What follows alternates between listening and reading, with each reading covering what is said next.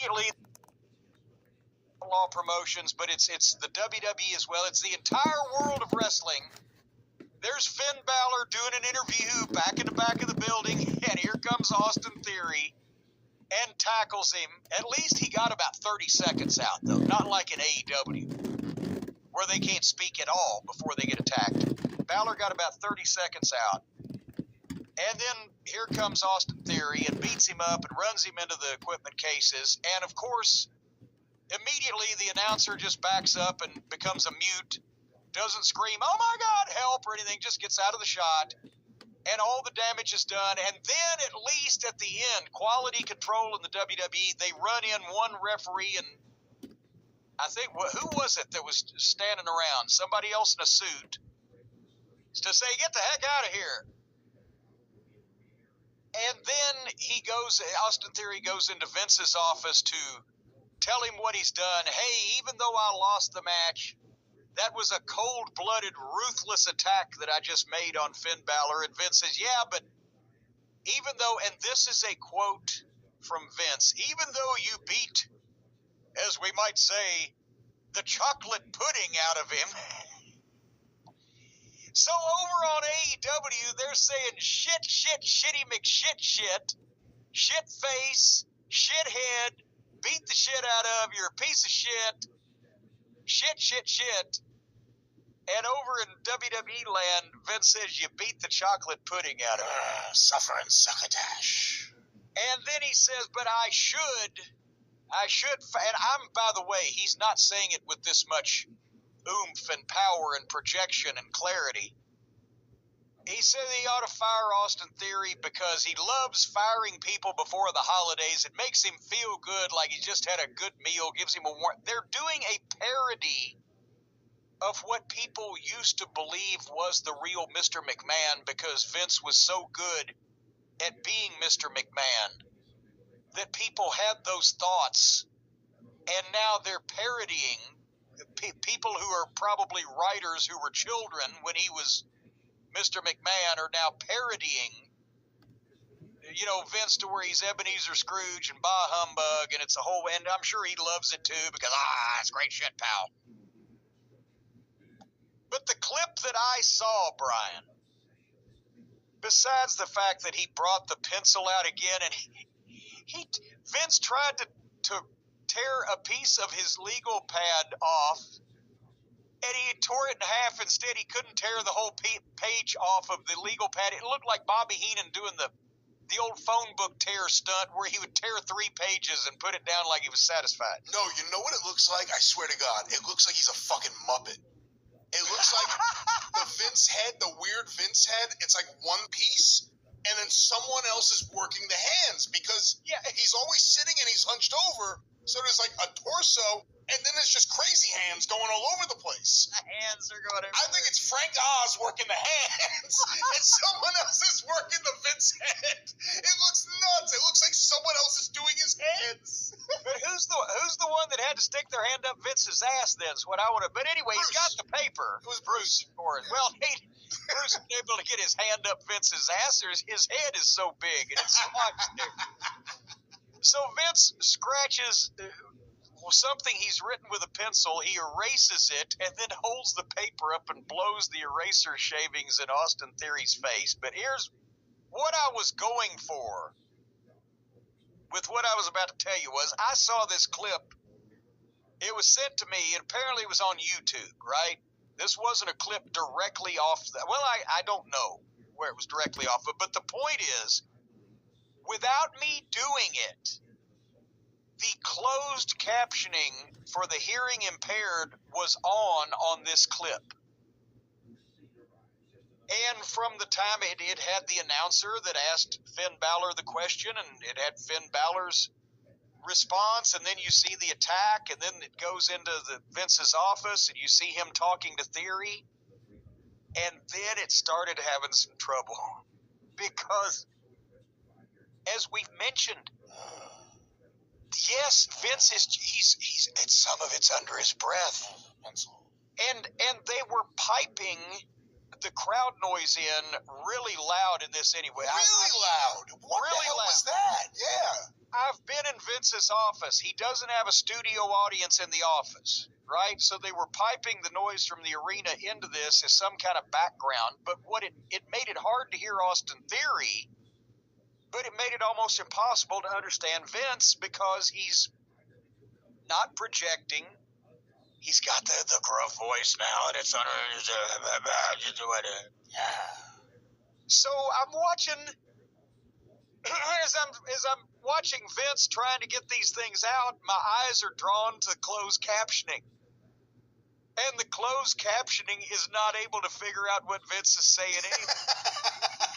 And one of the closed captioning statements was when Vince was first starting to read Austin Theory out about maybe he made a bad decision in seeing something in Austin Theory. He said, I didn't get to be a billionaire by making stupid business decisions, but the closed captioning, plain as day, said, I got to be a billionaire by making stupid decisions. Well, that's actually true.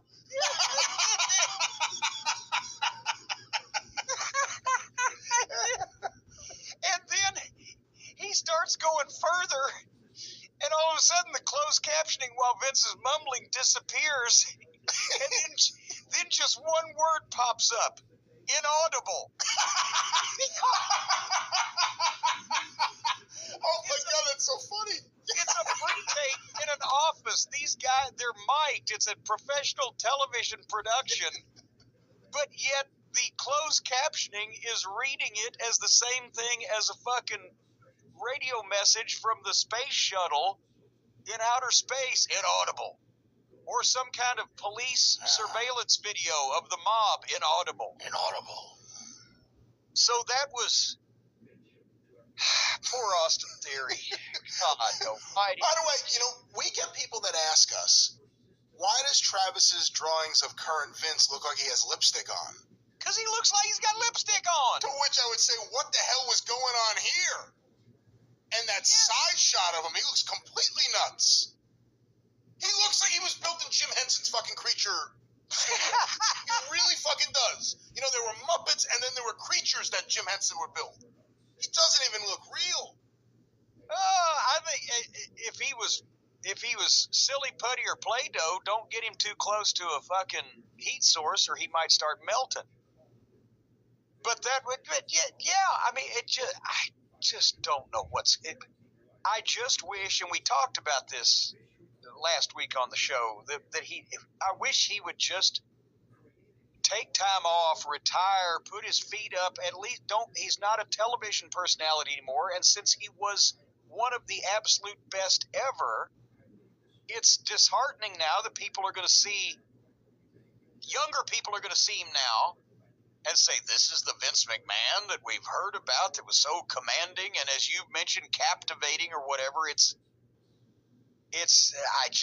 sad now, and I hate to see that, and I wish there was somebody that could tell him honestly, or had the balls to, whether he agreed with him or not, that would go to him and say, Vince, you shouldn't be on TV anymore.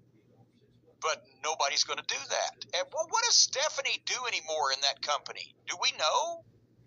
They gave her I think they shifted her position to another position recently. She was chief brand officer for a while, which... Well, she shifted her position to another position. You mean she went from doggy style to reverse cowgirl? That's not what I meant in any possible way. I meant she went from, I don't even know if it's senior VP, EVP, but head of this department to just do this now. And she was doing something else, I think. Although it's all basically the same. It's just Stephanie needs a job. Let's keep her doing something. She's good at talking to people who know nothing about wrestling. She's incredible at that. Like, if you had an auditorium filled with people who know nothing about wrestling, send her to talk to them, best person in the world. Yes, so you would think she would be the one to talk to Vince and say, Vince, come on, it's, I don't know. Thank you, Moolah. I know. You have no idea who she is. Excellent question, Wendy.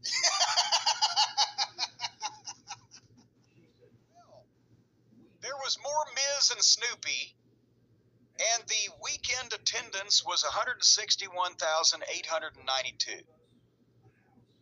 What do you think the real weekend attendance was? Did they say they had like 65,000 tickets out for each night a day or two beforehand? Something like that. Probably like 135,000 or something. But this counts everybody that was working in the stadium, all the parking attendants, anybody that was around, EMT crew, fucking homeless bums. It is California, sleeping in the street outside in the parking lot. Spirits who died during the construction of the building. Jimmy Hoffa is buried underneath that. They counted him too. So Miz was upset at Snoop because he put him in a match the previous night, and Snoop said, "You want to do it again?" And I guess Miz wasn't done complaining because he's like, "Well, you ruined my suit. I don't come to your studio and show you how to rap." And I'm thinking, boy, if they brought out LA Knight right now and he just beat the shit out of the Miz, how big you think that pop would have been? I was waiting to figure out who it would be. That was my first guess, just because of what's been happening. Why not capture that moment, have that here? LA Knight in LA That's at right. WrestleMania beating up the Miz, the movie star. Instead, this turned into one of the funniest things I've ever seen in my entire life. I was losing it watching. I couldn't laugh because I've told you before, Shane's my favorite one. I like him. He's got his picadillos, but he was a good kid. He's a nice guy at heart, right? And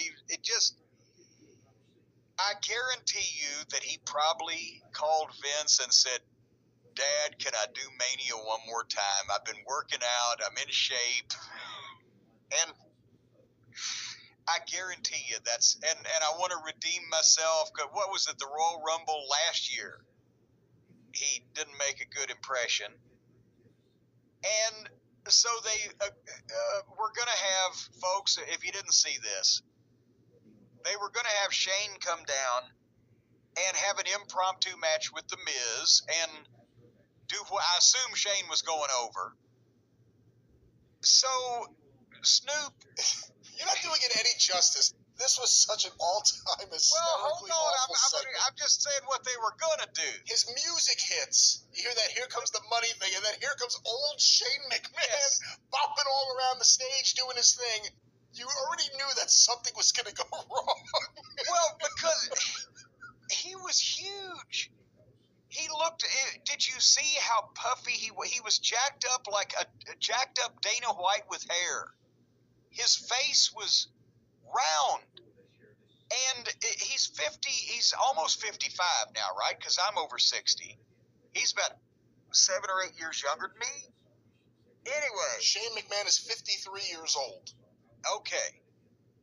So he's huge. He's wearing the tight shirt, showing the big arms, and he's dancing and doing the Ali shuffling the whole 9 yards. And when he gets in the ring, he gets the microphone, and as he didn't really do a promo just to say to the fans, "Hey, I love you guys. Thank you for that response."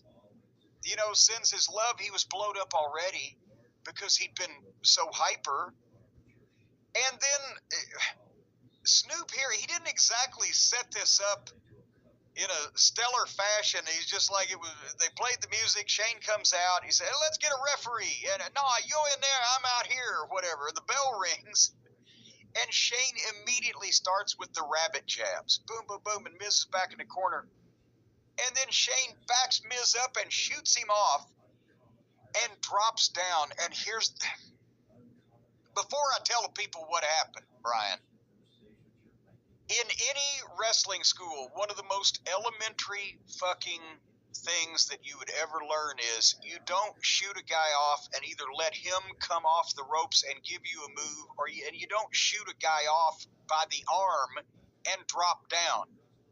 If you drop down, you need to shoot a guy off out of a headlock, because then you're committing an offensive move in defense, right? He's in control. You're throwing him off of you.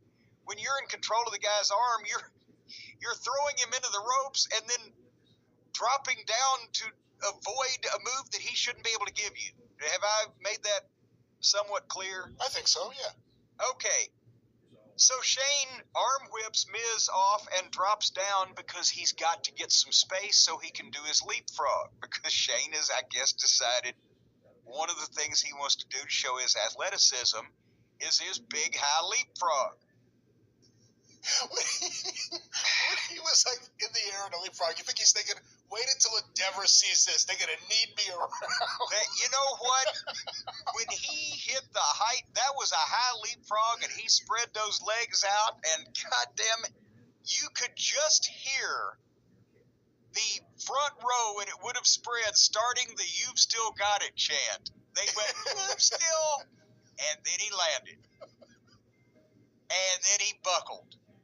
And he went down to the left and spun around over on his fucking hands and knees. And now Miz is coming off the ropes. And he, after he's been leapfrog, he's coming off the ropes and he sees Shane. Shane is down. Shane is down, as Rene Goulet might say. So he runs past Shane thinking Shane has stumbled. And Shane will stand up. If I just run past him and come off the other side, Shane will be back up on his feet by the time I come back to him.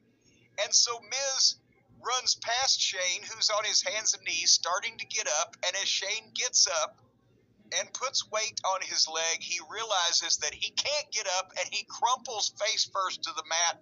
And Miz comes off the other side of the ropes, and it's like this time Shane tried to fucking drop down for real and trip Miz's feet out from under him, and Miz just had to stop and stand there and stare at him. And then Shane is groveling on the ground. He's turned over on his back, and he's yelled something, probably, "I'm fucked!" And then Miz backs up in the corner and just has this blank look. And then the referee goes check on Shane, who obviously cannot get to his feet. And I love that this is a new McMahon thing. The surprise appearance and then blowing out your quads. All right, you've told the people he didn't blow. I thought he blew his knee, but apparently the news after the match was he tore his quad, the same thing that Vince did. And that's the only thing that's funny at all about him. Poor Shane, I was so embarrassed for him. But the doctor comes in and is checking on him, and here comes, of all people, now you see the referee, the female referee. She puts her hand to her ear. She's trying to hear her earpiece. I'm pretty sure they're probably telling her something, but I didn't see her have time to talk to Snoop. Saying I didn't see Miz. Miz just stood there with a blank look on his face. Snoop Dogg comes back in and said, "No, it can't be like that," and fucking punches Miz. And down goes Miz.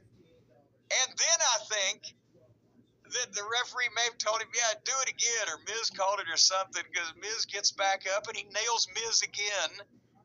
And then Snoop Dogg, as they've slid Shane out, you never saw him again. Snoop Dogg gives Miz the stiffest people's elbow. He actually did jump up in the air and drop elbow first on this man's sternum. It looked like shit until it got there, and then it hurt. And covered him 1, 2, 3. So Snoop Dogg pins Miz at WrestleMania. I watched the press conference afterwards, and Triple H put him over big time. He said a lot of wrestlers in that position would have frozen, not knowing what to do. Yeah, like Miz. This guy, we always knew he was a fan. He's done other things. He showed us that he actually has instincts here to go in there, and he saved the segment. And if this is the last appearance of Shane McMahon, that's the sad thing. I feel so bad for Shane, and his kids are so nice, and he's just so embarrassing. Can you imagine? The last time he's there is that Royal Rumble where he didn't look that great in the match, and it appeared something was off, and then we found that something was off, and they told him never come back ever again. And then he shows up here, and just seconds into it, I'm laughing too much. I'm sorry I find it so funny. It's so funny. And he's fucked his life up for the next 6 months. because that will be surgery and recovery and rehab and And if it worked for Tony Khan, the company would pay for it. Yeah, I wonder if he's going to turn this one into the WWF for the new company. What's his WrestleMania payoff going to be? Oh my God! Have I told you the Glenn Kulka story? No, You remember that, right? I remember Glenn Kulka, but what story? Glenn Kulka was a big muscle builder, tough-looking guy that had played. He was from Canada, and he had played for the Canadian Football League, and he was a big-time amateur athlete, and he was an early developmental guy. He before I came down to OVW, when they were sending guys down to Memphis to Randy Hale's Power Pro Wrestling, Glenn was part of that. He was very early developmental program, like first half a dozen or so guys. Yeah, that's where I remember him from, Memphis. Yeah. And he was a badass looking guy, and he was a nice guy and kind of got the picture and everything, but he had just started training. And so Dr. Tom Pritchard had worked with him, and he's one of Dory Funk Jr. had worked with him, and he'd been in Memphis and everything. And they I can't remember the particulars, but somehow or another, there was a big independent show in his hometown that they had booked, and they booked him on so he could go and he could appear. And it was either his hometown or the college he graduated from or whatever. But there's a big crowd in this gym, and they're all there to see Glenn Kulka. And he comes out and makes the big entrance and gets in the ring and jumps up on the second rope and does the thing where, yay! And, he's got his arms up, and the crowd is exulting him, and he's so fired up, and he's so happy, this infectious crowd behind him. He jumps off the second turnbuckle and turns and jumps back into the middle of the ring and lands and breaks his fucking leg. Oh, man. Boom! Goes down he goes. And they carried him out. That's the thing. Whoever Shane said goodbye to in the back before he went out, like seconds later, he was being carted right past him.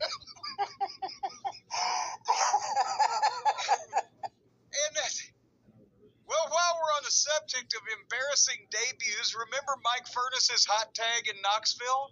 That was for you. Yes. Doug Furness, the world's strongest man, an incredible Japanese star. He went to the University of Tennessee, was a football star, was legitimately one of the strongest men in the world of power. Everybody knows who Doug Furness is, right? And he's the one that ripped the door off the cage in Knoxville. It led to me stealing it for Kane to rip the door off the Hell in a Cell. And he called me when I was running Smoky Mountain and said, my brother Mike, who also played football at the University of Tennessee, was a good amateur athlete. My brother Mike, he wants to learn how to wrestle. If you guys will train him and break him in, I'll come out. Because by then, Doug was living in California. He went to Japan so much for Baba, like every 6 weeks. But he would come out and work like the big Christmas show and some of my big events at Knoxville, right? Oh, okay, great, a local hero. So we trained Mike as best we can. Horner worked with him, and I think Tom and Jimmy Del Rey, because we were going to make the match the Furness brothers against the Heavenly Bodies, Tom Pritchard and Jimmy Del Rey. So he worked with Mike, and Mike made some TV appearances, and he was not either a natural in the ring or a natural promo. You could tell it wasn't good. He wasn't his brother Doug, unfortunately. Not to say he wasn't a nice fella. But, Doug's going to be in, right? So we shoot the angle where we beat up Mike Furness. He calls his brother Doug. Christmas night in Knoxville, the big event, our biggest crowd, one of our big crowds of the year, that and the big August show. And it's going to be the Furness brothers against Heavenly Bodies. Well, because Mike was going to continue on with us, and continue wrestling, whereas Doug would only make an appearance here and there. And also because Doug was more experienced, Doug said, I'll sell, get the heat on me, and then let's give Mike the tag. He can make the comeback, and then we'll do, the finish. And that way I can get it right for Mike, and he'll look like a bit, okay, perfect, right? So Doug Furness The Heavenly Bodies get him in the ring, and he's selling his ass off, and they're kicking the shit out of him, and I'm drawing the referee, and they're double teaming him, and people are getting hot. We're trying to build for this big hot tag, and finally, the Heavenly Bodies go for their. I think it was, if I remember right, Tom is holding Doug, and Jimmy comes off the top with his big moonsault body block, and Doug moves, and Jimmy flattens Tom, and they're both down, and Doug struggles to the corner and dive and makes the tag, and Tom's coming up, and as Mike steps through the ropes, he runs as fast and as hard as he can, 3 steps, and leaps up in the air, and hits Tom Pritchard with a flying clothesline, and Tom takes a big bump, and Mike spins around in the air and lands on the mat and continues rolling and rolls all the way out of the ring on the other side and drops to the floor. Just couldn't stop himself and went right under the bottom rope and disappeared. And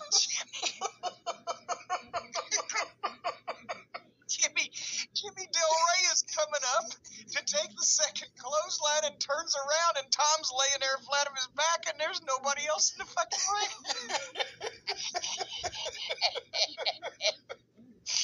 And then you see a hand come up on the other side of the apron and grab the bottom rope. And he pulled himself in and slid right back in and ran as fast as he could at Jimmy and leveled him with the clothesline. And goddamn, I've never seen. He went from the apron of one side of the ring, through the ropes, into the ring, through the air, down, and under the bottom rope on the other side of the ring in like 2.5 seconds. Oh, God damn it. You think it'll be SummerSlam or the Royal Rumble when Stephanie comes back to wave to the fans and blow out her quad?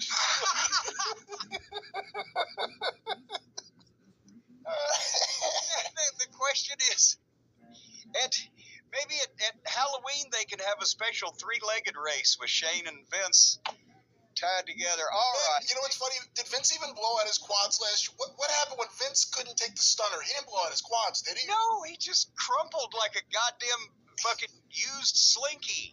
And that's the same way Shane's legs went. He looked exactly the same. Every year there's going to be a segment where the McMahons come out there and just flop around the ring. And here he is, ladies and gentlemen. He walks, he talks, he crawls on his belly like a reptile. Shane McMahon. I feel so bad. No, with the stunner, Vince just, I think, well, I don't know. You want to talk feeling bad? It was Shane, famous last words. Hey, Dad, we should buy UFC.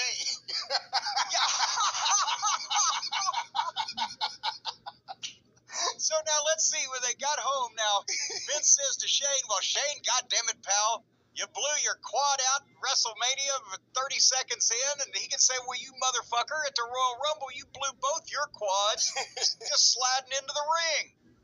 And then he can say, besides, I told you to buy that UFC. Now look where we are.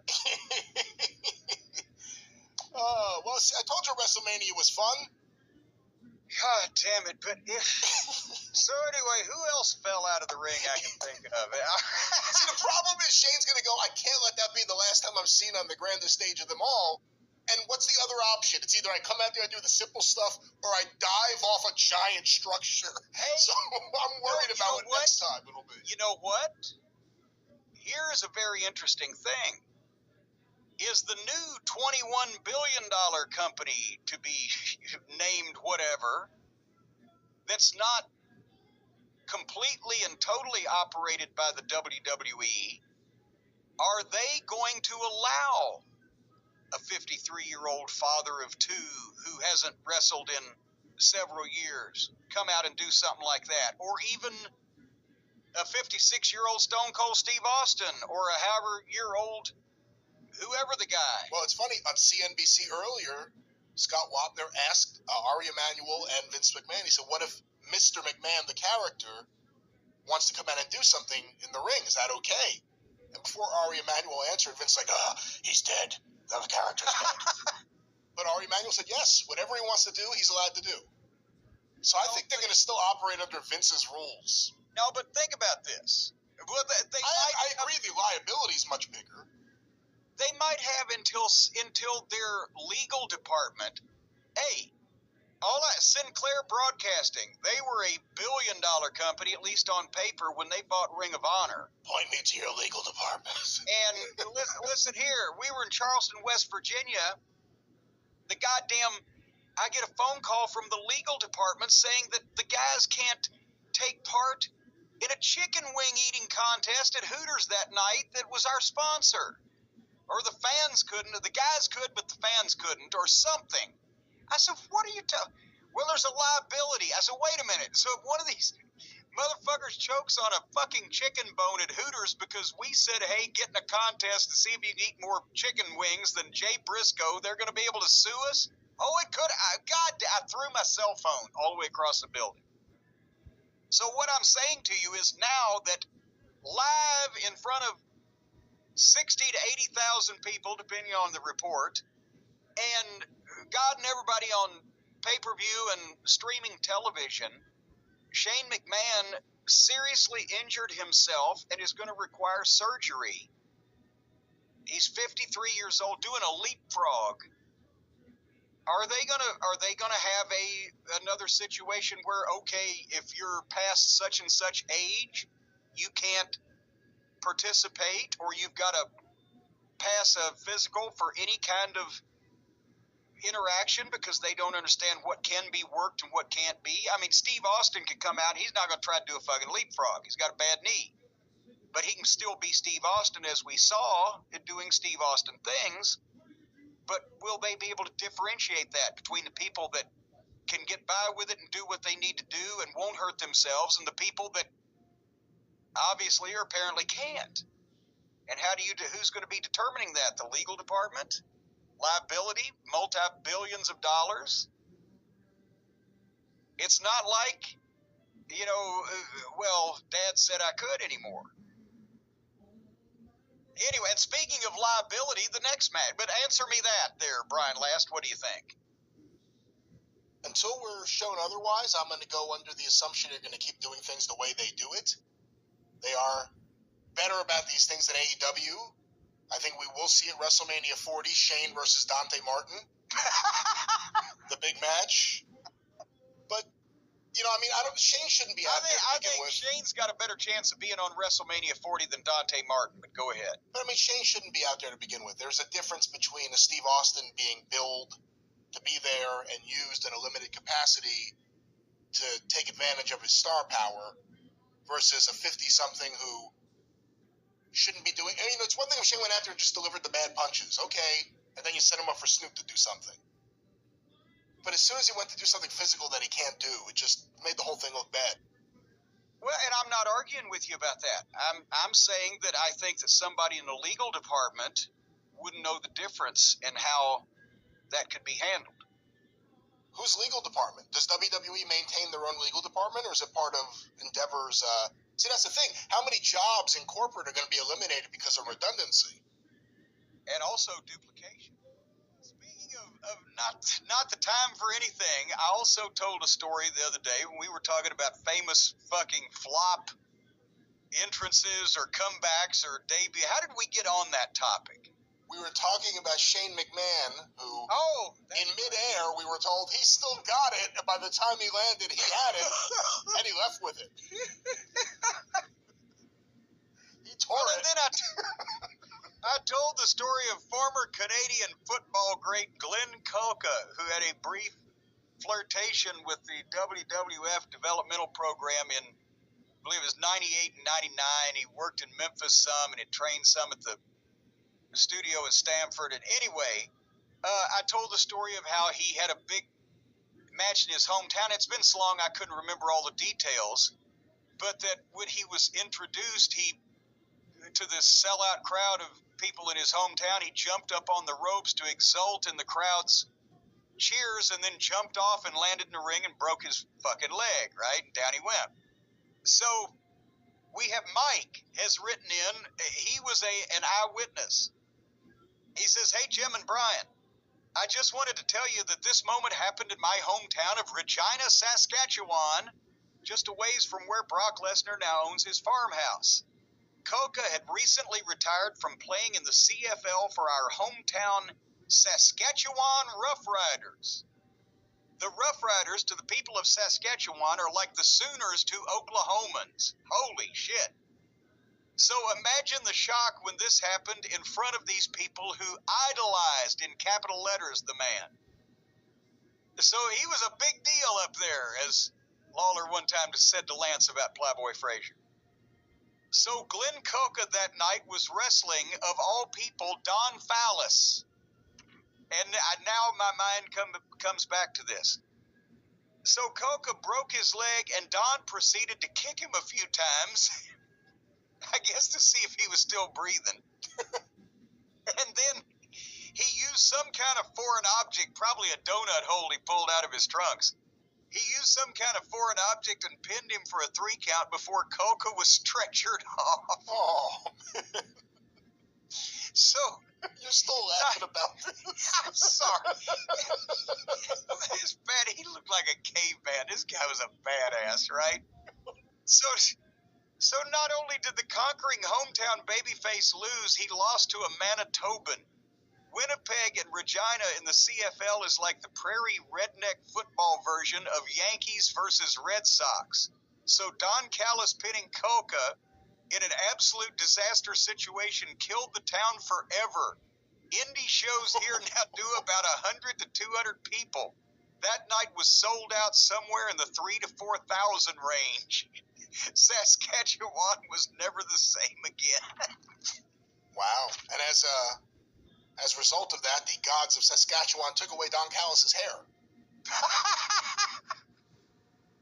You know, can you imagine he's standing there and the guy goes down and he's screaming in pain and he can't get to his feet. The match hasn't even started yet. You're in the main event. There's 4,000 people in this building. It's sold out. All came to see the guy that's groveling and simpering at your feet.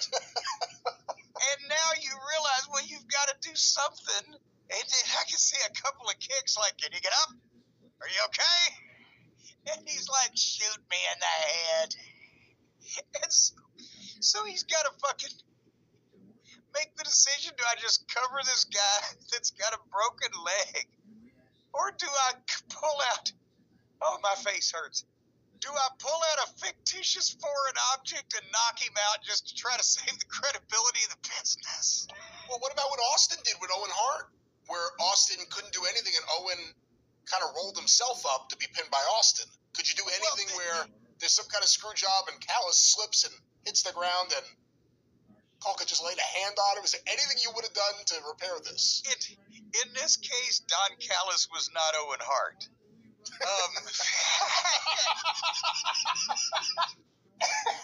Because it looked as ugly as a monkey fucking a football, but Owen did kill time by taunting the crowd, talking to the referee, and wandering around to the point where he just wandered backwards and accidentally tripped over Austin, whose limp arm in some fashion fucking went around one of Owen's legs, and the referee counted 1, 2, 3. But this was a case where Austin was just laying there selling a bump he had taken in a match. This was a fucking guy who had just been introduced, jumped off the ropes, and went down like he'd been shot from the grassy knoll. Oh, my ribs hurt. My stomach is hurting. You think everyone was standing up so that when he went down, like the people in the back on the floor couldn't see what happened? Where did he go?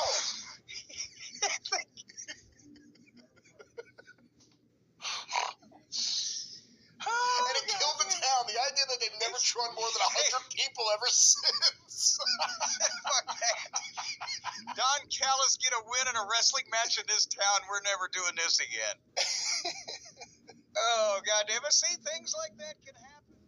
You said you had some big news, bigger than these ratings, I presume. Yes, this could affect the future of all of us here in the periphery of the Cornette Empire, my family, everybody. I'm being sued, Brian. I am being sued in a court of law, even. As a matter of fact, the U.S. District Court, Southern District of New York, those are badasses up there. They don't play around. No, they don't. And you know who's suing me? Is it Rio? It is not Riho. This is a much bigger name in professional wrestling industry. Who would in the Southern District of New York? That's what makes it an interesting play there. It is not WWE Hall of Famer Donald fucking President Pig Shit Trump. Is it from your outside of wrestling activities with recognized organized crime figures? No, I have no memory of any of that. But I'll tell you, because you're not going to get it, because nobody's going to get it, because when I say the name, people are going to say, who? Raka Khan. Raka Khan is suing me in a court of law in the United States District Court, the Southern District of New York. Guess what the offense is? Conspiring to kidnap her and her children. Oh, my God. What have you done? Well, I'll tell you, by cracky, exactly what, but I'm not alone. I'm in good company. A lot of people have been involved in this thing. Now there must have been a whistleblower. There's been some kind of blowing going on in this thing. Is one of her kids named Rufus? I like the idea of it being Raka Khan and Rufus. Well, no. Let me back up. I said a lot of people would go, who? If you have been a wrestling fan for more than 15 years, you might have seen this lady. Raka Khan, that's the name she used in Impact TNA. She was with TNA in 2008 to 2009. And I don't know what other name she used. Apparently she went to the Diva Search in 2005 and went to Deep South, and they released her shortly thereafter. And then she apparently got an Impact for about a year, and then she was apparently in that Lucha Libre USA for about a year. But here is the thing. She has sued me for this, and also, would you like to hear the other co-defendants that I have been grouped with in this lawsuit, conspiring to kidnap her and her children? My other co-defendants. Would you like to hear this list? Yeah, let me hear it, because I'm looking at pictures of her, and she's fine, so maybe I'm on her side. Oh, come on now. You know, and by the way, folks, if you want to Google her, she's a very tall, statuesque lady. I believe, as I remember, she was probably about 6'2". Not a plump woman, more like if Grace Jones became a pro wrestler. But anyway. She looks much better than Grace Jones. Well, but she's tall and her legs go all the way to the ground. That was her main attribute, as I recall. But anyway, would you like to hear my co-defendants? Yeah, please. This is almost going to sound like a West Shore home spy. Okay. I have been sued along with the state of Texas, the El Paso Child Protective Services, the FBI, the Las Cruces, New Mexico Police Department, the NYPD, the National Center for Missing and Exploited Children, New York ACS, I'm not sure, Omega Psi Phi Fraternity Incorporated, the Shirley Police Department. Surely you're not going to sue the Shirley Police Department. Shirley, New York? I don't know. Okay. Is there another Shirley? I mean, there must be plenty of Shirleys, but back to your list. Sigma Phi Epsilon, Suffolk County, New York, The Rock. Wait, The Rock, that's what it says? Not Dwayne Johnson. Yes, that Rock. Also, The Miz and Maurice. Current Impact Wrestling star Heath Miller. I'm sorry, I only knew Heath Slater. Heath Miller. WWE Hall of Famer Nikki Bella. I knew it. I had my suspicions about that Nikki Bella trying to steal children. Apparently not Bree. She was not a part of this. She would never come to the meetings. The late Chris Benoit. God, sorry to laugh. Former WWE talent Mark Jindrak. See, he might be able to get out of that because it calls him a talent. So, the now defunct Panda Energy. Panda Energy is defunct. I didn't know that. Is that true? Well, hey, I'm just a small-town bird lawyer. I just know what I read on the interwebs, and it says, obviously, I went to the meetings with these other people. I just didn't know that Panda had gone out of business. No shit, I'm on Wikipedia. This is true. Panda Energy International was an American privately held company headquartered in Dallas, Texas, which constructs, maintains, and operates environmentally friendly power plants. The organization has been recognized by Newsweek magazine as one of the top 10 eco-friendly energy companies in America. Well, apparently it didn't get them very far. As of 2010, it has been affiliated with Panda Power Funds. Panda Energy informed its shareholders that it would shut down at the end of 2018. Wow! So, Dixie bankrupted her parents also, apparently. On September 6, 2018, Panda Janice, it says chairman, but Janice Carter, sent what she referred to as the final shareholder letter. The letter states independent power companies can no longer operate. Wow. So they shut down. They can no longer operate. When did TNA get sold? Oh, good Lord, a couple of years before that, wasn't it? Well, nevertheless, they're going to have to answer for this conspiracy that we were all in together. And by the way, the list continues. Would you like to hear the next name on the list? Yeah. Home Depot. Oh, well, they have duct tape. How'd you know? Also, the now defunct Florida Championship Wrestling. Steve Kern. Oh, no. The National Wrestling Alliance, NWA President Billy Corgan, the now defunct Deep South Wrestling, the late Sam Mushnick, Paul Bosch, Bank of America, I can believe that, basketball star Michael Jordan. Uh-oh. Well, you know, he lost a lot of his money in that fucking tennis shoe thing. Well, he's a gambler. Well, he made money with the tennis shoes. Well, no, but you don't know what his overhead was. Several universities, and then Jim Cornette, Mick Foley, followed by, I'm glad it didn't say the now defunct Jim Cornette, but Mick Foley, New York City area energy company Con Edison. Wow.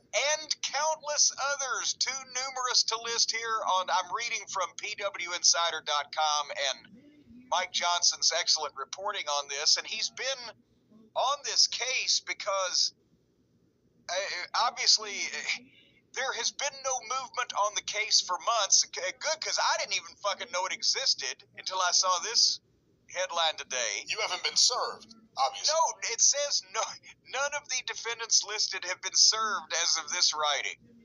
But I'll tell you what, right now, as soon as I am, this has got to be the next Crusade for Children fundraiser to sell copies of it on the website. So, but wait a minute, it's a 48-page lawsuit. Oh, I need this. Where is this? Wait a minute, it shows that she is seeking. Do you know how much in damages she's seeking for this conspiracy that all of us, including Home Depot and the now defunct people, entered into?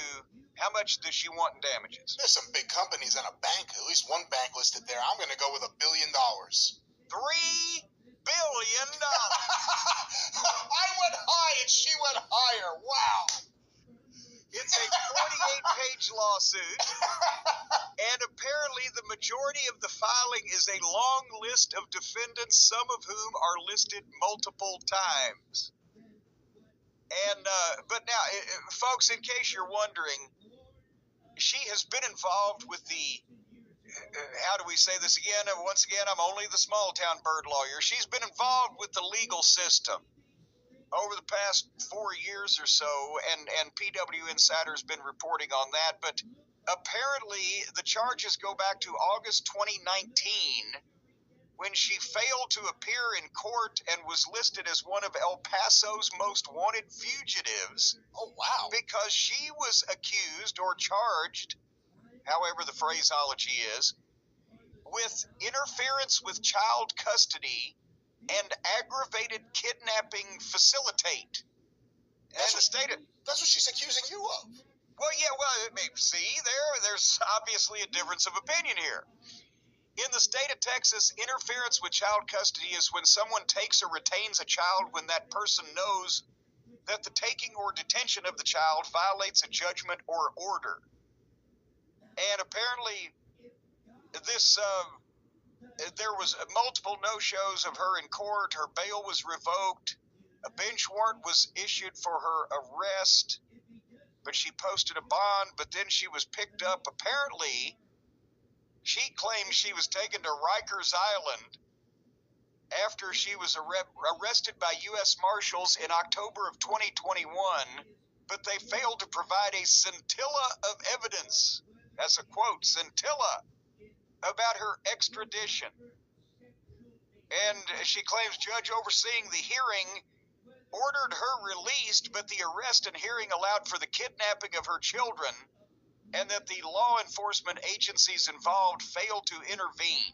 So basically, she apparently took some children that she does not have custody of, and when they caught her and took them back, we all entered into this conspiracy along with Con Edison, Michael Jordan, Home Depot, and the Las Cruces, New Mexico Police Department, among others, with Nikki Bella taking the notes as executive secretary. I knew you were up to something.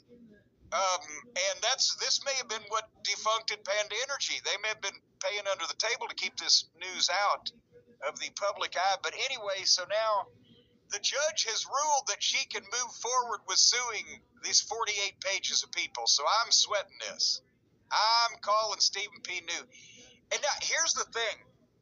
The last I saw of this woman, she was doing YouTube videos a couple of years ago where she was out in front of some courthouse or some place to do with her legal plight, and she was cutting this promo that sounded like a combination of Ron Wright and a Southern Baptist preacher, where she was doing the whole, almost speaking in tongues, and they have not given me my rights, and they have interfered with my freedoms, and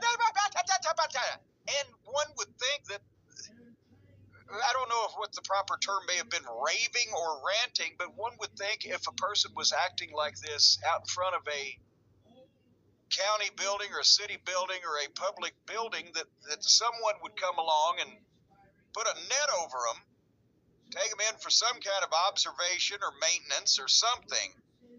And then it references this in the PW Insider Post, and apparently the videos were made private on YouTube. So I guess we can't see those anymore.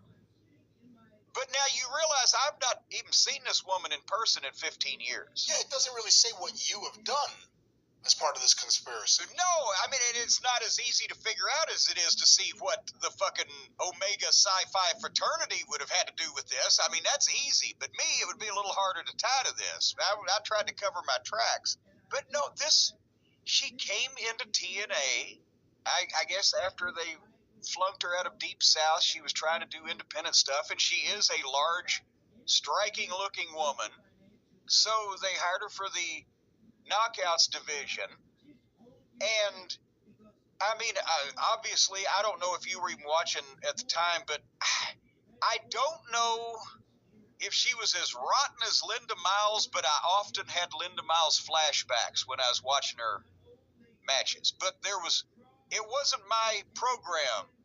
OVW was mine, so I was more obsessive about it and the quality of same, whereas I was turning a blind eye or holding my nose for a lot of things that were in TNA at that point, male and female. So, but I don't recall her being the second coming of Sherry Martel or Medusa or whatever. But in digging deeper into my personal relationship with Raka Khan, who now it's come to this, that our relationship has deteriorated to the point where she's suing me. I want to sue. I think I'll sue you. Raka Khan, please don't sue me. Please don't sue me, Raka Khan. I want to sue. I think I'll sue you. Raka Khan. Here's the interaction I had with this woman in TNA. Because by 2008, I don't even think I was doing the authority figuring. that I had been doing earlier. I don't think I think they had Mick doing that by that point. But I was an agent, producer, blah blah blah. I never agented or produced or whatever they were calling us then any of the women's matches. That was usually Dutch. Occasionally had help from one of the other boys. I think Lance Diamond did some of them, but I was usually doing the other matches, and I was in the truck, so I never worked with the Knockouts matches. And I'm trying to think if I was ever even on camera with this woman in terms of our professional relationship there, where we were both fulfilling our jobs in TNA, because I mean, it doesn't come to mind, but I did a lot of them. You know, old Shitstain was master of the pre-tapes back then, and he had backstage pre-tapes blocked out for, you know, the original cast of fucking Ben-Hur in some cases. So we may be in a group scene. We were faces in the crowd. I don't know. But I also never had a meaningful conversation with it. Literally, our interaction was limited to, Raka Khan, how you doing? Good, how are you? Boy, it's going to be a hot one today. Sure is. Raka Khan. If she was standing in front of the Coke machine, I might say, is the Sprite sold out again today? No, I'm not sure. That type of interaction. And then I was trying to think, okay, since we never had a meaningful personal conversation, nor did we ever work together in a professional capacity for the company that we were both with, her even more briefly than me, did we ever mention her on our podcast, Brian Last? Did we cover just the original news when she was on the most wanted fugitive list?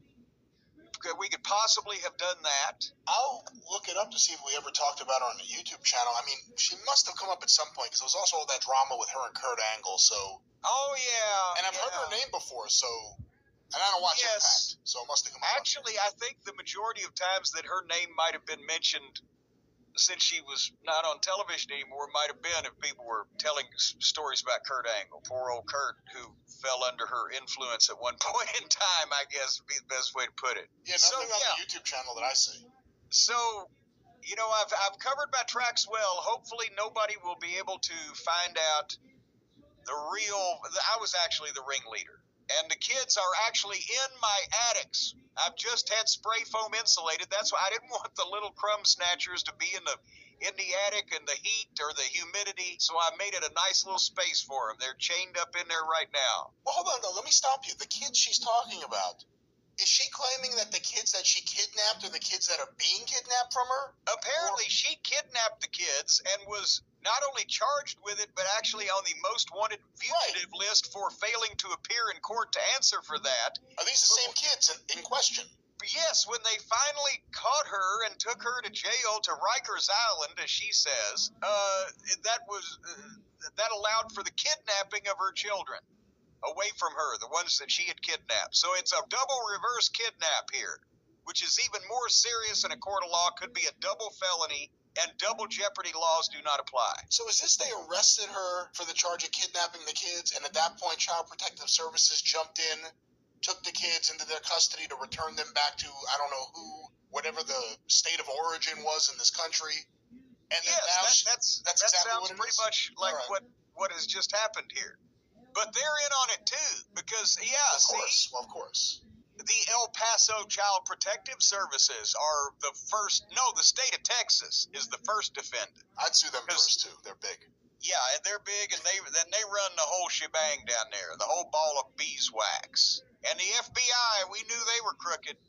That's what I've been hearing for so long. I didn't know it was going to take Raka Khan to convince me of it. Ever since they lost Ephraim Zimbalist Jr., they have not been the same organization. Okay. All righty then. So we're going to keep you up to, as long as we can continue doing this program. I know my legal fees are going to be ridiculous, because Stephen P. New is I'm afraid he's not going to handle this for me. I'm going to have to go out there in the pool of attorneys, because he don't want to be known as a noted conspiracy attorney. He may take this one on for the laughs. I don't know. Well, I think I told you. I think that's why that this apparently a judge has said this lawsuit can move forward with prepaying any court fees. If she prepays the court fees, they say she can move forward with the lawsuit. I think the What judge does that says, mean? I got to see what the fuck's going to happen here. Well, there's fees when you file some kind of suit. So I if she get that. gives them the money, she can file the suit. So you can file as crazy a lawsuit as you want as long as you pay for it? Sure. This is America. I've never thought about doing just crazy out of the blue lawsuits. This is You can sue anybody for anything. Every lawyer I've retained for the last 40 years, and there's been several, has told me that. All right, you're going to be home tomorrow? No, I'm going to leave on a long vacation. Well, let's go to our next topic here, Jim, and this is another one very popular with the listeners. Several have sent this in. Yesterday, as we were recording on Twitter, May 8th, 2023, Chris Jericho tweeted out a photo of a coat check ticket. No, wait a minute. Don't tell the photo that he tweeted. I know what you're going to say here. Read the tweet first. It was a plea for help. I guess the 911 lines were busy. There were no police officers anywhere around. Chris Jericho was physically and mentally, I believe, assaulted. Well, I have the tweet here. But the only way that he was able to report this crime was on Twitter. Read the tweet if you will. Chris Jericho on Twitter. Hey, Mandalay Bay, it's unacceptable that you tried to bully me and assault me when all I wanted was my bags that I left at concierge. Your security staff ignored me, that's in caps, for 30 min, and when I made some noise, physically and mentally assaulted me and laughed in my face. I want restitution now! And that's in caps with the attached photo of the coat check ticket. Yes, the photo was not of him with a black eye looking like Britt Baker on her T-shirt because he was physically assaulted, or it wasn't a picture of him out of crying because he was mentally assaulted. I don't know. And what is restitution these days for mental assault? But it was a picture to prove these accusations, a picture of his claim check. That was it. He held it in his hand, holding in between his finger and thumb. But, Brian, this is something, it's becoming epidemic now in this country. You go to a luxury hotel and you want to get your bags, you want to get your car from the valet park, and they just come up and they just beat the shit out of you. And then they verbally browbeat you, and then they laugh in your face. Have you heard? I've heard that happening just everywhere here lately. I don't have specific examples in front of me, and I apologize for that. I apologize to the court. However, I could be wrong. This isn't the first time Jericho's tweeted out some kind of weird hotel complaint or complaint. There's many times. Hey, Delta Airlines, you fucked up now, boy. Like he's assembling the Avengers somewhere with these tweets to go and rain hellfire, damnation, and fury down on these people at the various car lots and convenience stores and hotels and concierges that he seems to have an inordinate amount of trouble with. And I mean, I've done a lot of traveling, and I will admit that I normally stayed in more cost-effective establishments that didn't have valet parking, and I generally take my own bags to my own room, except when forced. But I have never been verbally or physically assaulted by the valet parking guy. And there was, remember, it was a couple of years ago. We went over to the UK for a tour, and he tweeted, "Well, this hotel I'm in sent the police to my room and kicked me out for no apparent reason at 3 o'clock in the morning. I was minding my own business. Minding my own business in my own room. Blasting my radio. Listening to music, I believe, was what his story was. But here's the thing. They don't send the fucking police the first time for loud music. I've been in a few situations where I've been the person calling saying, why are people bouncing off the wall on the other side of my fucking hotel room wall here? And I assure you, it takes 3 or 4 fucking visits from management before any cops are called.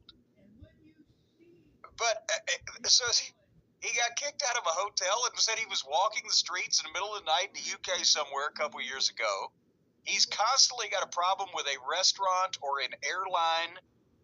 And one would think that if tweeting about it was resolving the issue, he wouldn't have so many of these problems. Maybe he ought to figure out what's causing it all and or talk to somebody about it. We should have had better help in here at this point. But yeah, I'm pretty sure that just if there was no contributing factor, mitigating circumstance, or fault on the part of the customer, that even if you find a prick working at the, concierge, area of the Mandalay Bay, that at the same time, they're not going to physically and verbally assault you, as well as laugh in your face after that happens. I mean, there's got to be 2 sides to this story, Brian, don't you think, is what I'm trying to say. Did Chris threaten to kick their ass and they laughed at him? Now that may be possible. I'm wondering what the entertainment factor was in how he confronted this situation, and what, he had to wait for 30 minutes, and I'm sure he probably spoke up about it. And to be honest, that's why another reason why I don't like to stay in hotels where you valet your car or they have to carry your bags for you, because then you're at the mercy of somebody else's schedule. You got to go somewhere, they won't get your car. You need some shit, you ain't got your bags. But if you're going to do that, don't do that. Or if you're not going to do that, then do that. See, that's clear. Are you being a bully if you use your Twitter mob? Well, if there was legitimate bad service or a legitimate complaint, then I think that's pretty much justified, or certainly something that could be done. But when you go past, okay, boy, they took a long time to get me my shit, and they're understaffed, or they have bad attitudes, or whatever, and you go into, I was physically and mentally assaulted, then maybe that you've gone past something that can be dealt with on Twitter, and you need to go, I don't know, like the manager. What did the manager have to say when the staff physically assaulted this television personality? I just found a recent example from January 22nd, 2023, 12:45 a.m. from Chris Jericho on Twitter. Hey, Derek! Wait! Hey, Derek!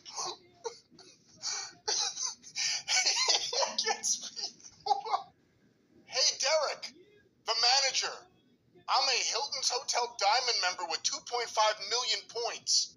So why did you threaten me when I checked into the Hilton president in Kansas City and you didn't have the rooms I paid for available? You threatened... How many rooms does he need? You threatened and demeaned me when all I wanted was the rooms I booked. Awful service! All in caps. He was threatened and demeaned? If I'm Derek, I framed that fucking tweet.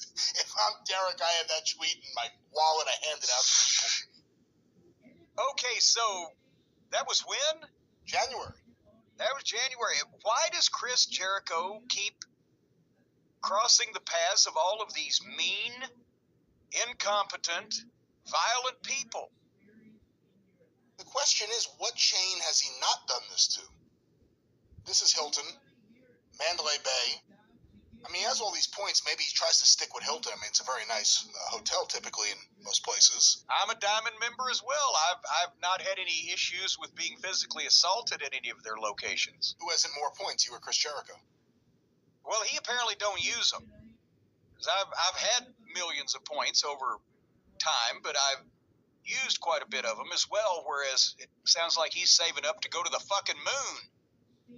You know, you can pretty much get a free night in any fucking Hilton property, even the Waldorf Astoria for like 80,000 points. He's got $2.5 million. Is this a gimmick? Now I'm starting to wonder if this is a gimmick. Here's another tweet. January 7th, so before the other one, 2023, 8:20 p.m. Hi, reservations.com. I accidentally pressed wrong button for the suites I reserved for Wyndham Hotels in Deerfield Beach. When I called to change 20 seconds later, I was told, quote, tough luck, deal with it. Wait, I find that unreasonable, and I would like to change, not cancel, all in caps, this reservation.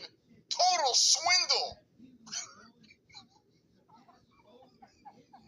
you know who he sounds like on Twitter? Don't say it, don't. He sounds like disgraced ex-president Fuckknuckle. Awful service. That's why he buys hotels, so he has a place to stay. Unacceptable. Awful service. Witch hunt. Here's another thing. What did you just said there that said he was... How was he mistreated there? How did he phrase it? Hi, reservations.com. I accidentally pressed the wrong button for the suites I reserved for Wyndham Hotels in Deerfield. When I called to change 20 seconds later, I was told, quote, tough luck. Oh, yeah. Deal with it. Deal with it. You know, again, I hate the telephone workers in most places because they're usually either lost or stupid, potentially rude, but I've never had any, no matter how bad, say tough luck and deal with it. They're being monitored. If they say tough luck and deal with it, I think they get canned or an electric shock in their ass from their desk chair or something. They're supposed to say, we're sorry, sir, there's nothing we can do, but not tough luck, motherfucker, deal with it. How does he elicit these responses from people?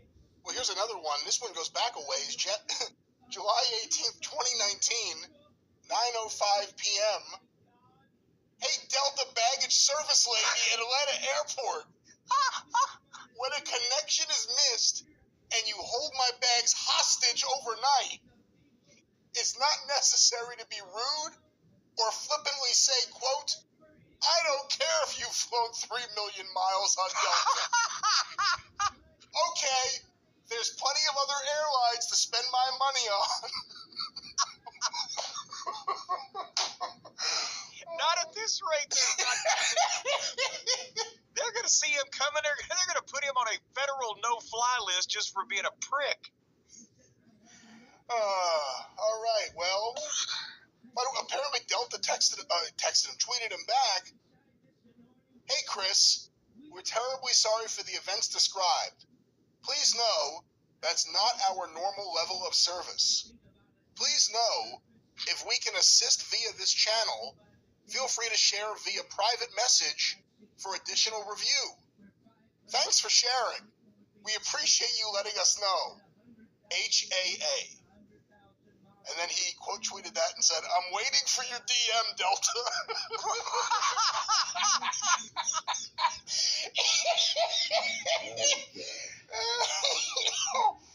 Oh, and you know what? He's hell when he takes that expired potato salad back to the deli, too. He wants his money back for the whole container, not just half of it. 'Cause he may have eaten the first half, but that was before he realized it went bad. This should be his new gimmick. He just gets on Twitter and complains about everything. Hey, Todd. Well, hey, you know Arnold, what? fuck you. Well, you know what? These are obviously just the examples that have been made public. I'm sure there are many other examples that we don't even know about publicly, or at least a lot of you don't. But I would think, whether I was Chris Jericho looking for the ability to play my music at any hour, day or night, and drunkenly yell at anyone I want, or perhaps you're a hotel chain looking to get some guy that thinks he's in Bon Jovi out of your hotel. Perhaps someone needs to sue.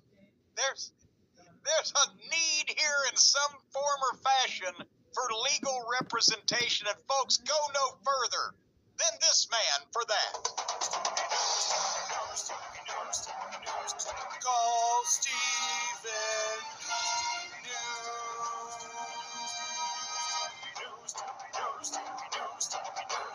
If you need to see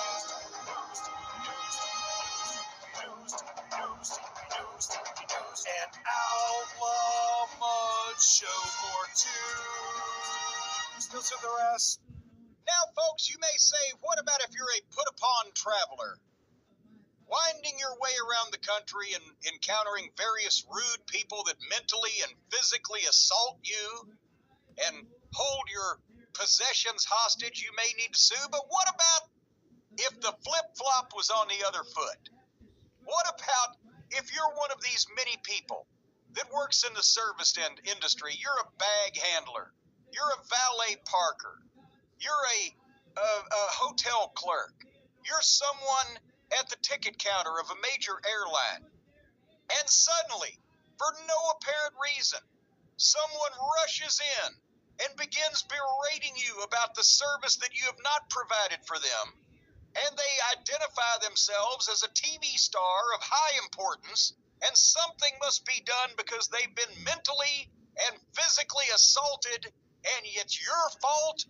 You got to have some representation. That's why you need to call Stephen P. New, because he will get that Bon Jovi wannabe out of your hair once and for all, even if he has to pull out that Bon Jovi wannabe's hair plugs to do it. And folks, again, Stephen P. New at newlawoffice.com, 888-692-8084. If you're a member of a hotel chain, he will defend you against the charges that you should have known better than to let the guy have the key to the minibar. And if you are a valet parker or a baggage handler, he will defend you because you couldn't give the person their possessions because the smell of vodka from the claim ticket made your eyes water and you couldn't read the number. Whatever the case may be, folks, Stephen P. New is going to take care of you. 888-692-8084, newlawoffice.com. Don't be attacked and harassed on Twitter by Karen Jericho. Do something about it. Defend yourself today in a court of law.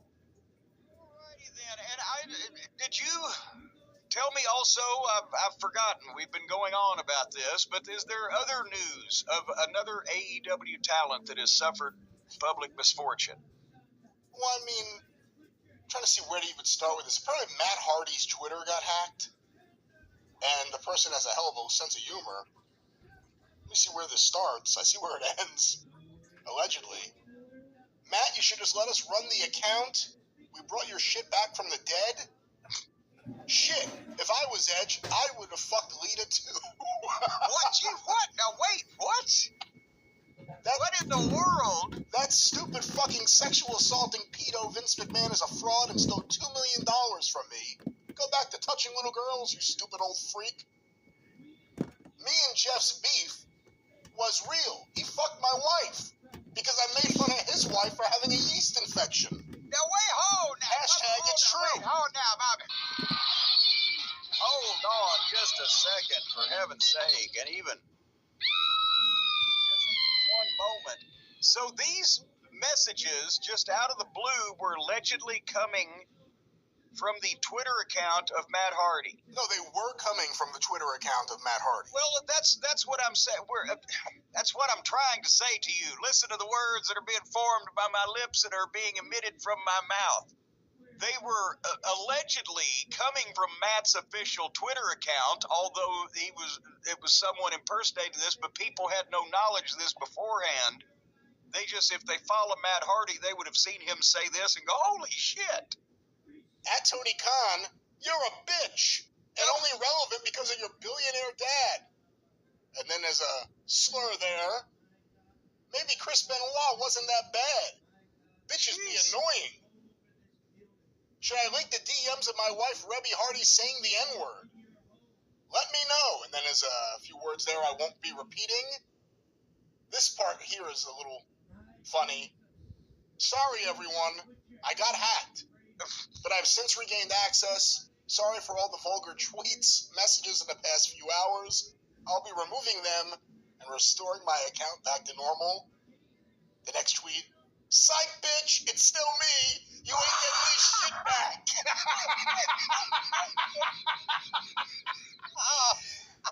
So apparently another wrestler, Matt Hardy, is being hacked. The reason I don't talk to Jeff anymore is because he tried to sleep with my daughter. I fucking hate my ugly ass wife, Rebby Hardy. Thanks for sleeping with my brother, stupid bitch. Matt Hardy has hardcore midget porn in his bookmarks. Well, now, wait a minute. That's not that unusual, is it? Hardcore midget porn? Is there another kind of midget porn that isn't hardcore? Well, there's various stages, and then you get into... Well, we'll talk about that off the air later on.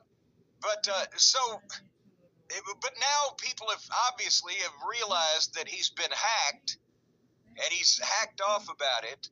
And is this guy still doing this as we speak? Has this been shut down? What's the current status? I'm right now checking the current status as we are recording. I am scrolling down on Matt Hardy's Twitter page. Well, if all of that stuff's still up there, then chances are he hadn't got a hold of it yet. Oh, no, it appears that he has gotten back to his account and taken back over. As of this moment, we will see what happens for the rest of the day. Good Lord. But, you know, that if you wanted people to think that you were somebody, you might have eased into that stuff a little bit more than just coming out with all of that, which would be somewhat uncharacteristic. And do you think more wrestlers should do this? Just like have a meltdown on Twitter over the weekend and then say, I got hacked. But like, you know, if that's good, it's like you let it all out. You get it all out. I just do that anyway, and it's Tuesday. But you don't have to worry about coworkers and stuff. If you work there and all of a sudden like you're on Twitter and you're like, she's a slut, she fucked this guy. And then you're like, I got hacked, it wasn't me. I don't know what happened. No, it's Tourette's. Twitter Tourette's? Cartman, he just blamed Tourette's. They couldn't do anything. You fucking suck. Couldn't do anything to him. But dick, bitch, you no good whore. They couldn't do anything to him. It's a disability is what it is. And so it could be Twitter Tourette's. Twitter Tourette's. Twitter Tourette's. All righty then. Hey, Derek. Someone better call Sergeant McCoy. You know, you don't know who to trust. We just talked about Sports Illustrated being the least unbiased that they could possibly be. And we just talked about somebody impersonifying Matt Hardy and spreading all this fake news and these false tweets. Where, oh, where can you get real, honest journalism, the real wrestling news, or the real story from reliable podcasts, trusted voices in the podcasting world? Brian, where? I can tell you exactly where. From the Arcadian Vanguard Podcast Network. Of course, get information about all the shows on Twitter at Super Podcasts or on Facebook at facebook.com/Arcadian Vanguard. And you brought up the news, the wrestling news, every single day for free. Get your free daily wrestling newscast every morning. Get it directly from thewrestlingnews.com or look for Arcadian Vanguard's The Wrestling News wherever you find your favorite podcast. And don't forget, it's also on the Arcadian Vanguard YouTube channel. Just go to YouTube and search for Arcadian Vanguard. Want to make mention, once again this week on Stick to Wrestling with John McAdam, John fell from Baltimore on the show to discuss 1983 and his upcoming move to Calgary. Hear that today at McAdamPod.com. Look for Stick to Wrestling with John McAdam wherever you find your favorite podcasts. And of course, the 605 Super Podcast, The Mothership.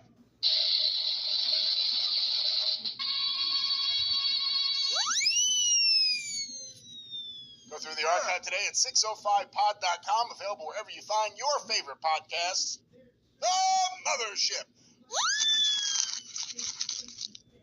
What was that? We have to talk about a bag of chips? What was that? No, that was me crumpling up my notes for this program. You've taken over completely. The only thing I can think of that could be sadder or worse than the passing of a wrestling legend is another Monday night on the USA Network. Jim, I understand you watched Raw this week. Well, and you know, we can't be that unfair because as Raw goes, this was not a rotten Raw. This was at least half-baked.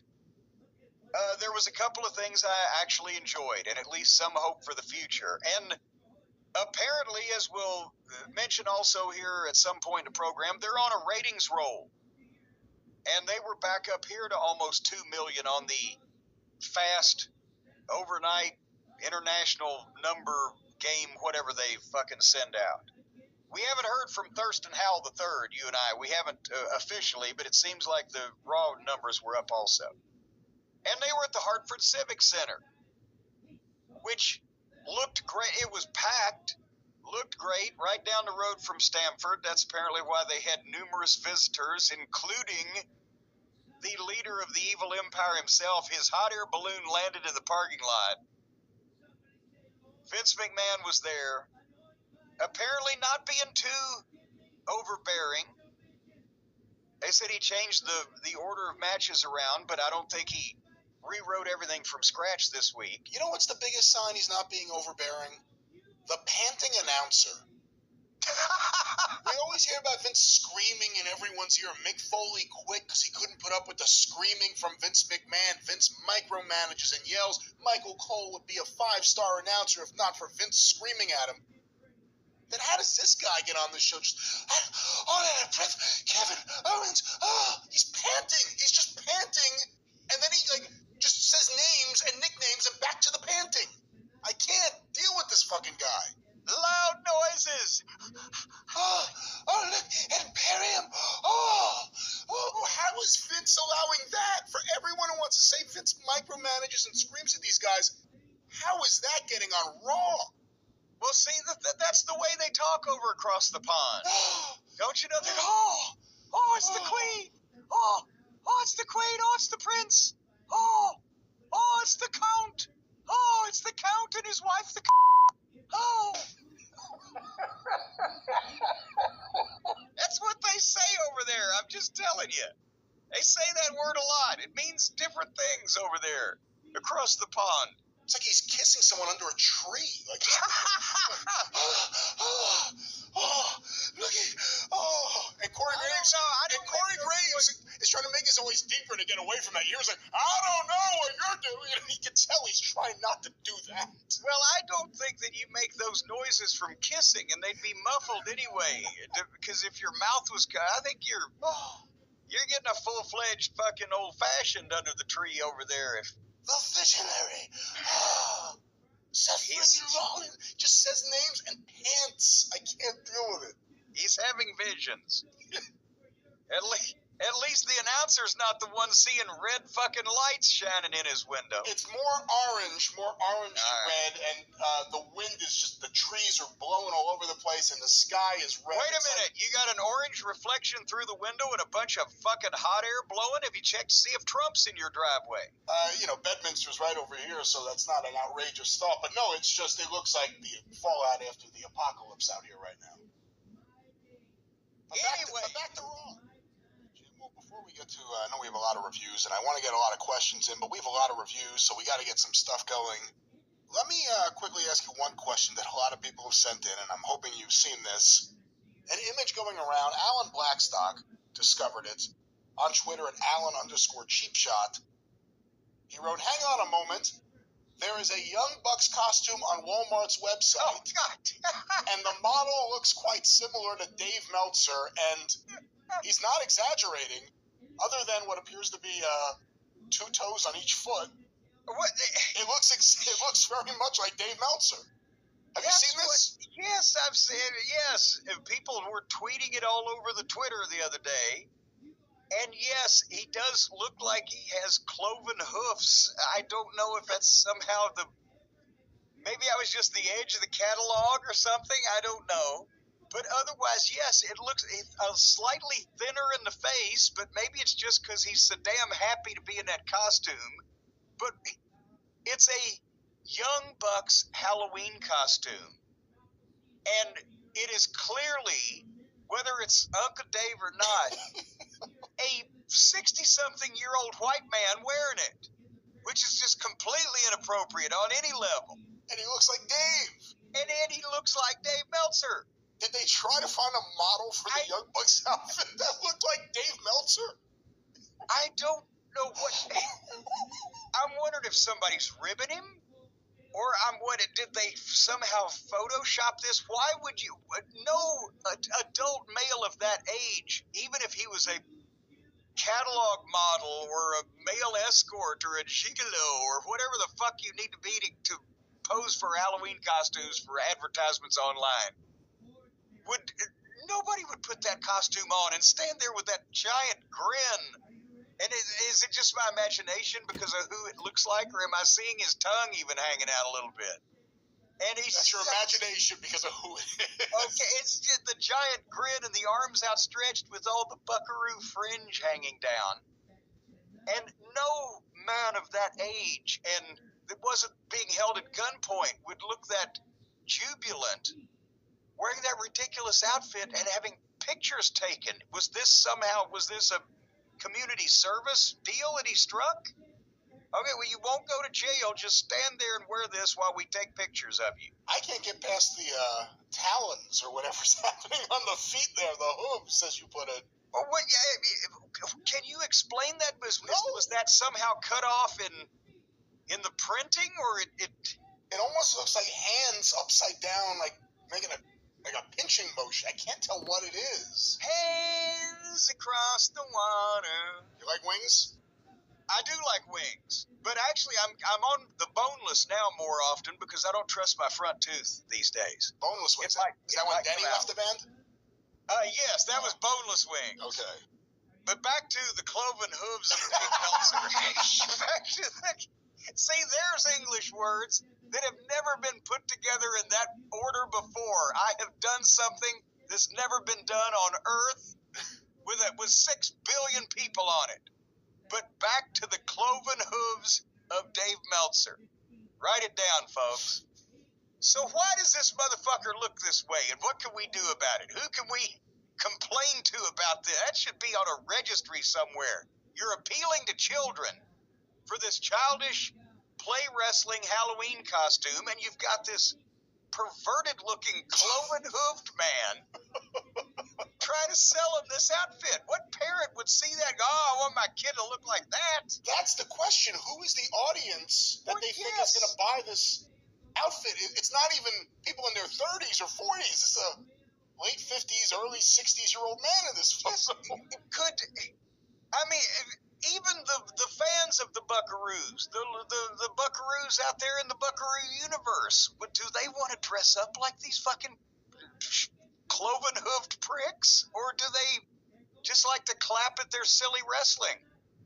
Is there an adult audience for young bucks Halloween costumes? You know, looking at it now, the fringes look kind of cool when you hold your arms up. They must be a pain in the ass when your arms are down. Oh, they're heavy as shit. You gotta think. Yeah, like in your hands. Yeah, slapping around. You can get tied up and tangled up. It's hell when they wear them around the house.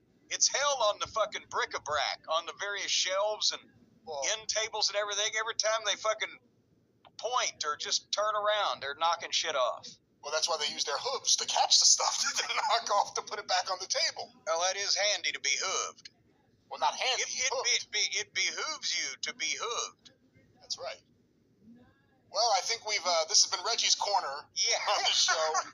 and we're so happy there. All righty then. But it's your program.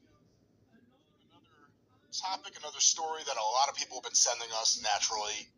Sports Illustrated, SI.com, another one of their puff pieces by Justin Barrasso. Jon Moxley has a whole dissertation on why blood belongs in pro wrestling. He doesn't always intend to bleed in his matches, but he finds that getting busted open often goes hand in hand with the sort of performance he strives for.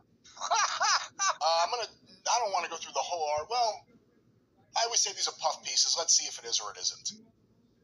It's 1:30 in the morning on Thursday. Air conditioning serves as a reprieve from the sweltering heat in Tokyo, which had felt like a sauna the previous 2 days at Korakuen Hall. Full of adrenaline from back-to-back physically grinding matches, full of blood, bruises, and foreign objects, Jon Moxley has no intention of going to sleep. So he agrees to take a phone call. Sitting on his hotel room couch, the shirtless purveyor of violence notices a puddle of blood beside him. Wait a minute. The shirtless purveyor of... So basically he's lost his shirt in the wrestling business. So he's doing a video interview with Justin Barrasso, and he's not wearing a shirt, so he had to make sure we know that he's shirtless. But he notices a puddle of blood beside him. You know what Justin Barrasso said? He said, hey, put your shirt on, Tarzan. Just because your breath smells like cheetahs, that's no sign that you're Tarzan. Or he may have gone the other way and said, hey, you want me to take mine off too? Would that make you more comfortable? Well, that might be. Just depends on whether he was Jake from State Farm, but go ahead. Well, back to the puddle of blood. I just realized that. It's not the first piece of furniture I ruined. They'll charge me for the cleaning. Some love Moxley's bold, unapologetic style. Others don't. But he is pioneering... Some believe he should be forced to apologize for his style. But he is pioneering a different style, one covered in blood. I'm sorry. It's almost like I said AI, make me a Jon Moxley story. Oh, hold on. That was visibly apparent this week when Moxley celebrated the 4th of July at Korakuen Hall. He teamed with Homicide against Jun Kasai and El Desperado in a gnarly Doomsday no disqualification match. Wait a minute. Was that a title of the match or just his description, gnarly? Is that a match they have over there, a gnarly Doomsday match? No, I think it was just Doomsday. He called it gnarly, although now that you say it, it actually does sound like a cool... The gnarly Doomsday match. It's badass. And the chemistry with Desperado was quite evident. Who is June? What's her name now? June? Well, his June name, Cleaver? Jun Kasai is the name here. Well, wait, I thought June was a girl's name. No, in Japan, that's a man's name. Jun Akiyama? So June Cleaver would have been the man, and then I guess Ward's a woman's name? Well, let me go to some quotes here. Desperado is a free spirit in the way he works and presents himself, says Moxley, who wrestled Desperado for the first time last July at New Japan Pro Wrestling's Music City Mayhem show. When you watch his matches in Mexico, he has a proclivity to think freely. I don't want to label him a deathmatch guy, but when you're in a room with him, you know it. We share an That's because he's got incredible body odor. We share an unspoken bond. We didn't have a ton of expectations for our first encounter last year, but it showed us what we're capable of doing together. Let me go past the fluff here. Here we go. The tag bout ended with Moxley covered in his own blood, foreshadowing his death match against Desperado the next day. But unlike the tag, a defeat, Moxley was victorious in the singles bout, and naturally, covered in his own blood. I have a whole dissertation on my theory about blood in modern wrestling. Do we have time for that? A resounding affirmative was the response to that inquiry. Moxley then proceeded to offer his reasoning on why blood belongs in pro wrestling. Oh, this ought to be good. Considering there is always logic embedded in Moxley's storytelling, what? It is no surprise that a hallmark of his philosophy... Wait a minute. Where's the logical explanation for stabbing a son of a bitch in the head 4 times with a screwdriver and not beating him? It is no surprise that a hallmark of his philosophy is sound reasoning. This is a combat sport. College wrestling is a combat sport too. They have blood timeouts to patch it up. The lowest prelim bout of a UFC card or a boxing card, somebody might have a little blood on their eyebrow or blood coming out of their nose. But they're not selling a blood sport. It's true. Tune in for the blood. Tune in for the gore. It's part of the aesthetic. It adds realism. A much shorter answer, Moxley explained, is that he has so much scar tissue on his eyebrows and head that he cuts very easily. Yeah. Sometimes when I don't even want to. But I only know one speed. That's with my foot on the gas pedal. If we're gonna do something, let's fucking do it. That could be detrimental when it comes to negative things, like drugs or alcohol. But that's my mindset. If I'm doing it, I'm I'm doing it.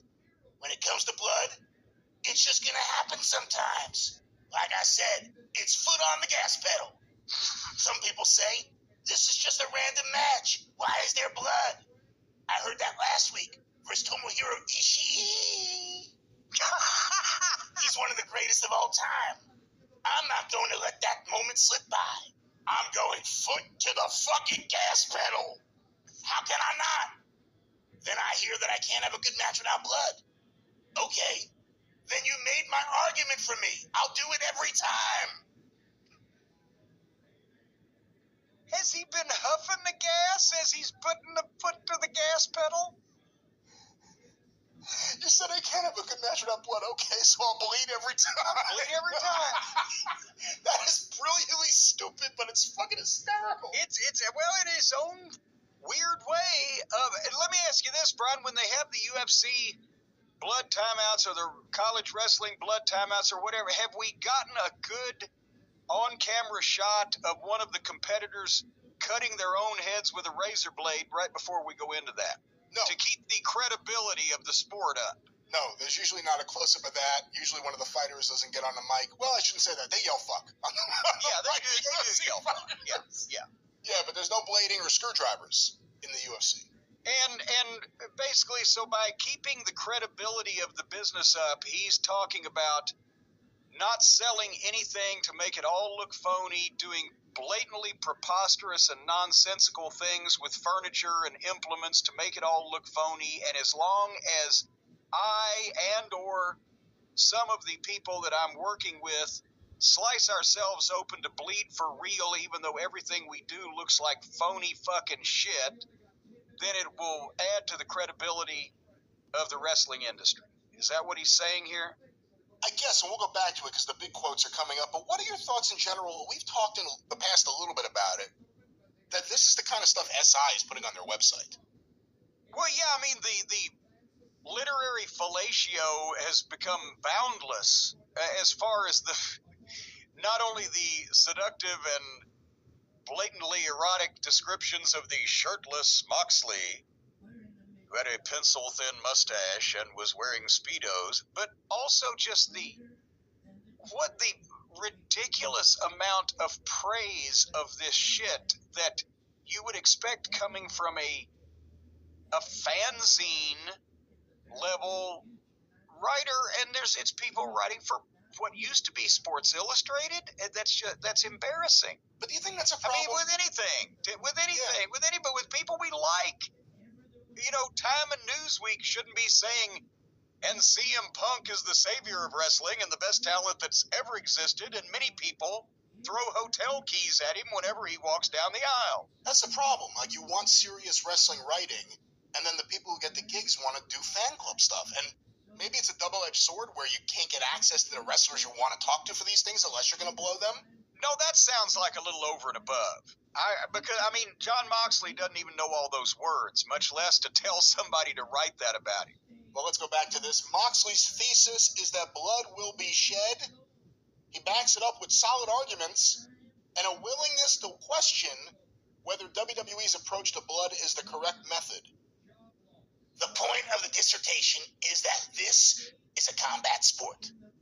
But we're not allowed to have blood in a match unless it's a personal grudge. We're only allowed to have blood after a 5-month grudge, after somebody slept with somebody's wife, or somebody ran over someone with a car. And then, only then, we're allowed to have this dramatic crimson mask that looks the exact same every time. For me, realism-wise, since this is a combat sport, that means that there is the potential for blood in every match. He's hung up that he's a tough guy. He has convinced himself, and apparently a few other people, not many, but he is wholly on board with the delusion that he's this badass tough guy. And no, you stupid son of a bitch. You're not going to have blood every time out because most guys in the wrestling business, instead of just slicing themselves open in any random match, would rather save it for when it will make them some money and mean something at the gate. But you do you. Everything in wrestling is preposterous to some degree, but this helps with the suspension of disbelief.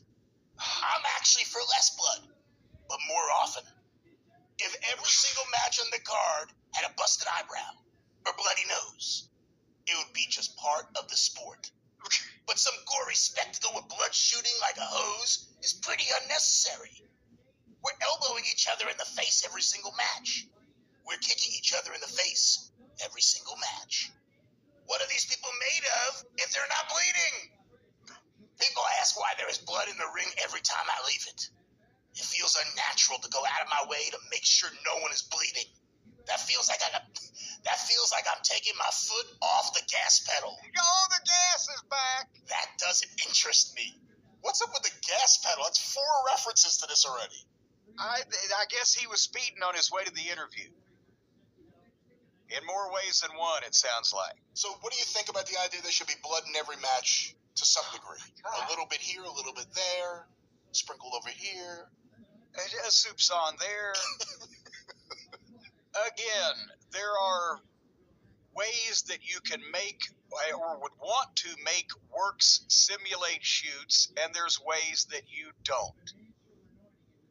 And it can be anything from the fact that, remember the first UFC special on Fox back in, I think it was 2009. They built up the big main event. It was Dos Santos and goddamn, who was it? Nevertheless, they built this big fucking main event up like the goddamn cataclysmic confrontation between the Christians and the Lions, and it was over in less than a minute. And that's the problem with shoots. You sometimes don't give the people their money's worth. And in other times, or other cases of how you don't necessarily want your working to look like a shoot, if everybody bleeds in some description, or even most of the people bleed in any description on a wrestling show, then again, like all the dives that are now not only commonplace but boring, or all the other shit you can't get away from, people just become numb to it and they overlook it. It becomes part of the sport, like Numbnuts there said. And then you can't use it to draw any money anymore because it's normal. Everybody expects it. And they don't even pay any attention to it.